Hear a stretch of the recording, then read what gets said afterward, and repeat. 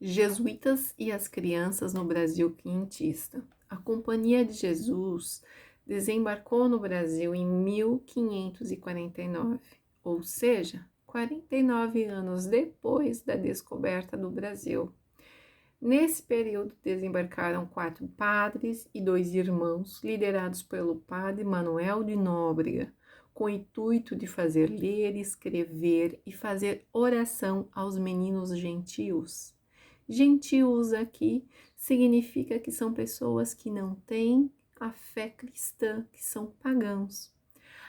Esse período quinhentista é um período literário onde somos descritos, né? São trocas de cartas pelos padres e a coroa portuguesa que falava a respeito das belezas, da cultura e também das dificuldades que eles teriam ou tiveram nesse processo de aculturamento. Esta ordem foi organizada para ser missionária e se transformou para ser docente. Aos poucos foram formando os próprios membros e a juventude para formar jovens nas letras e nas virtudes. As diretrizes da educação só foram definidas no final do século XVI pelo Ratio Studiorum, pois esse início das missões haviam muitas indefinições, mas entenderam as crianças como um papel em branco, uma cera branda onde poderiam imprimir o que quisessem. Havia um otimismo inicial que a conversão dos índios seria fácil, porém sentiram os índios cada vez mais arredios e que estes aprenderiam pelo medo e não pelo amor.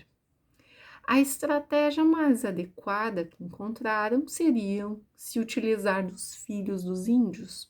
Pois bem, essa forma de aliança entre índios e religiosos, de certo modo, estes filhos foram criados no intuito de fazer um povo agradável a Cristo. Era louvado nas trocas de cartas dos padres com Portugal a forma como a instrução das crianças estava acontecendo, a instrução a ofícios e casamentos a modos cristãos e modos de ganhar a vida na cristandade. Uma transformação radical na vida desses índios.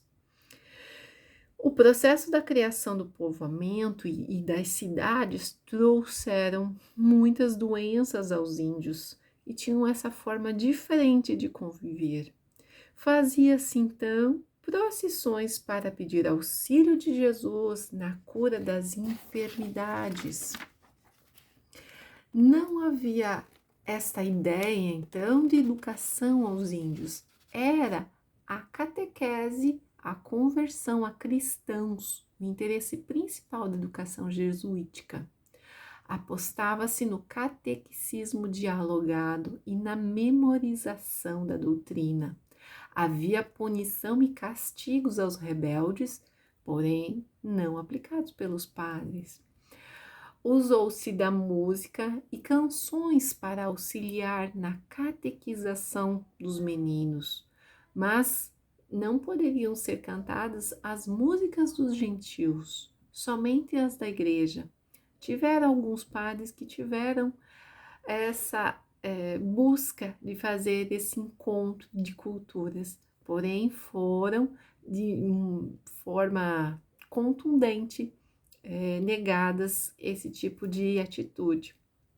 O ensino de instrumentos musicais se fez presente e essa aproximação fez com que índios que se destacassem ajudassem os padres até serem ordenados, pois a mão de obra religiosa no Brasil era escassa.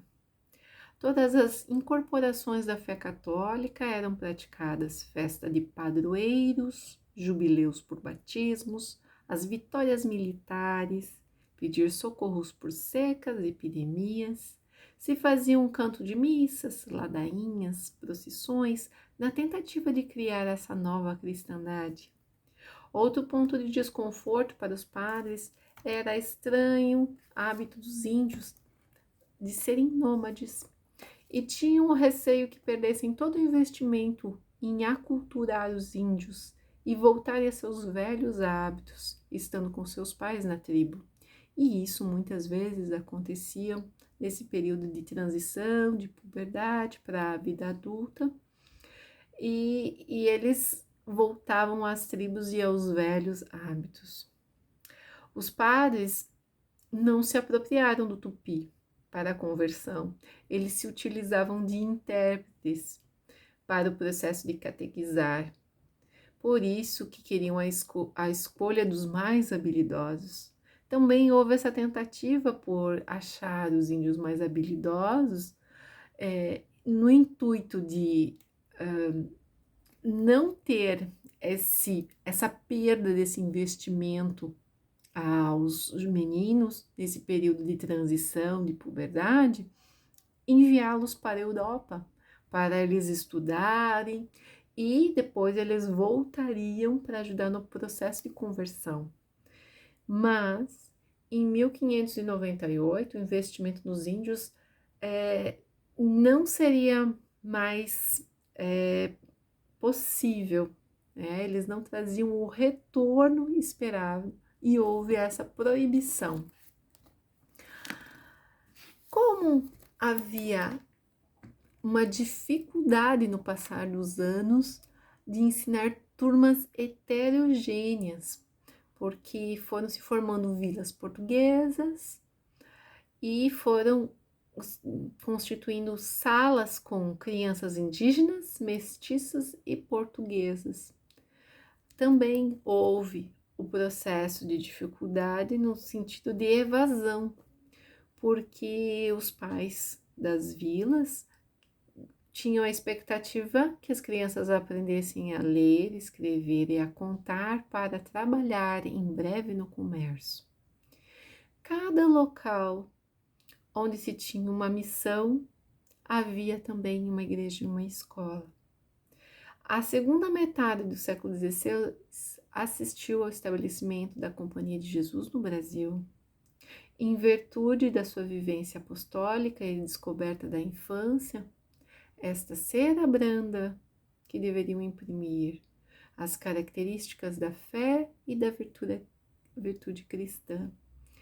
Pois então, o intuito primeiro de formação da educação no Brasil só foi a catequização e não, de fato, educação.